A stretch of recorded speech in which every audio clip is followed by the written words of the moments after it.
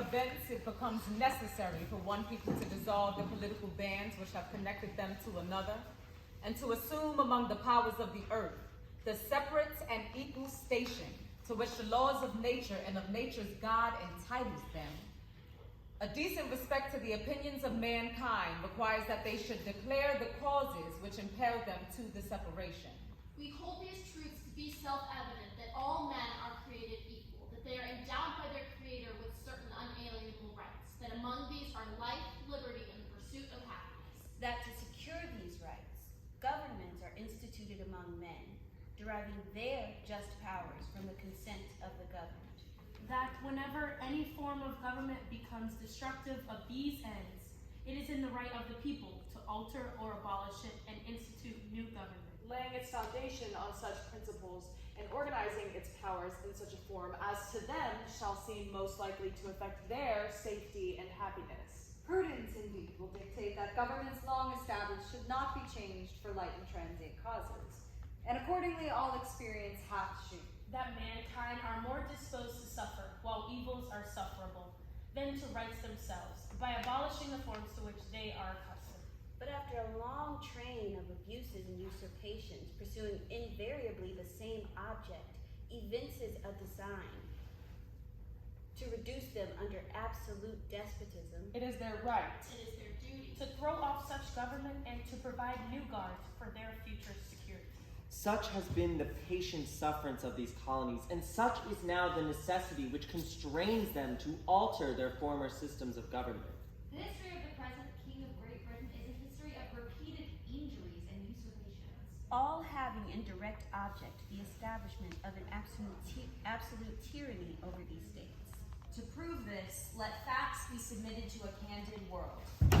He has refused his assent to laws, the most wholesome and necessary for the public good. He has forbidden his governors to pass laws of immediate and pressing importance, unless suspended in their operation till his assent should be obtained. And when so suspended, he has utterly neglected to attend to them. He has refused to pass other laws for the accommodation of large districts of people, unless those people relinquish the right of representation in the legislature, a right inestimable to them and formidable to tyrants only. He has called together legislative bodies at places unusual, uncomfortable, and distant from the depository of their public records for the sole purpose of fatiguing them into compliance with his measures. He has dissolved representative houses repeatedly for opposing with manly firmness his invasions on the rights of the people. He has refused for a long time, after such dissolutions, to cause others to be elected, whereby the legislative powers, incapable of annihilation, have returned to the people at large for their exercise, the state remaining in the meantime exposed to all the dangers of invasion from without and convulsions from within. He has endeavored to prevent the population of these states, for that purpose obstructing the laws for naturalization of foreigners, refusing to pass others to encourage their migrations hither, and raising the conditions for new appropriations of lands. He has obstructed the administration of justice by refusing his assent to laws for establishing judiciary powers. He has made judges dependent on his will alone for the tenor of their offices and the amount and payment of their salary. He has erected a multitude of new offices and sent hither swarms of officers to harass our people and eat out their substance. He has kept among us in times of peace standing armies without the consent of our legislatures. He has effected to render the military independent of and superior to the civil power. He has combined with others to subject us to jurisdiction foreign to our Constitution and unacknowledged by our laws, giving his assent to their acts of pretend legislation. For quartering large bodies of armed troops among us. for protecting them by a mock trial from punishment for any murders which they should commit on the inhabitants of these seas, For cutting off our trade with all parts of the world. for imposing taxes on us without our consent, For depriving us, in many cases, of the benefits of a trial by jury. For transporting us beyond seas to be tried for pretended offenses. For abolishing the free system of English laws in a neighboring province, establishing therein an arbitrary government, and enlarging its boundaries so as to render it at once an exempt example and fit instrument for introducing the same absolute rule into these colonies. For taking away our charters, abolishing our most valuable laws, and altering fundamentally the forms of our government. For suspending our own legislatures and declaring themselves invested with power to legislate for us in all cases whatsoever. He has abdicated government here by declaring us out of his protection and waging war against us. He has plundered our seas, ravaged our coasts, burnt our towns, and destroyed the lives of our people.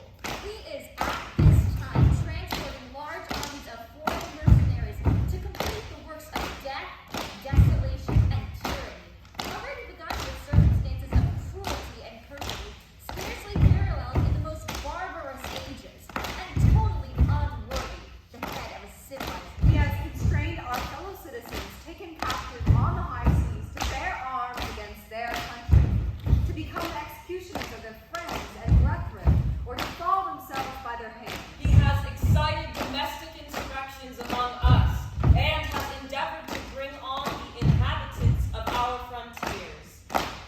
The merciless Indian savages, whose known rule of warfare is an undistinguished destruction of all ages, sexes, and conditions.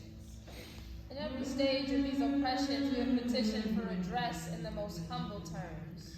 Our repeated petitions have been answered only by repeated injury.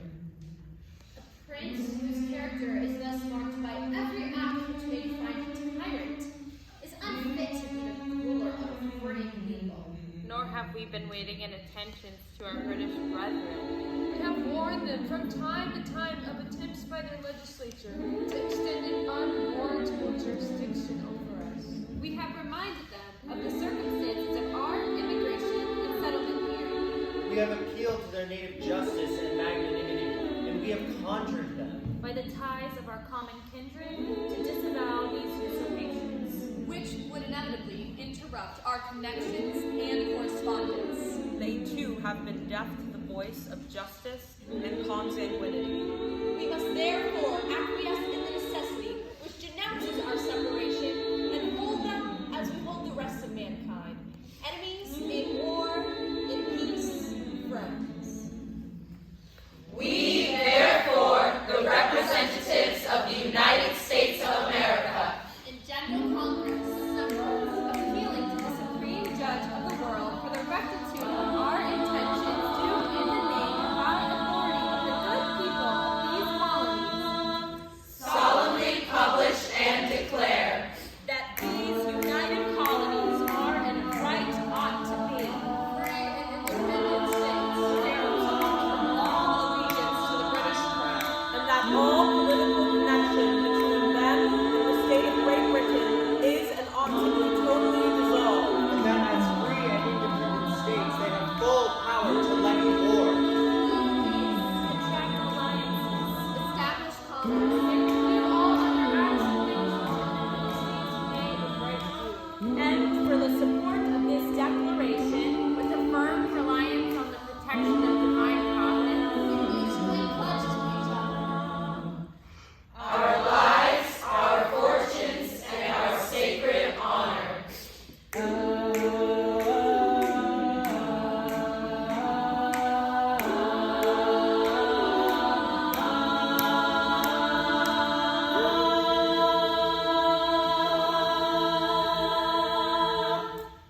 Good. I'll give us some ending.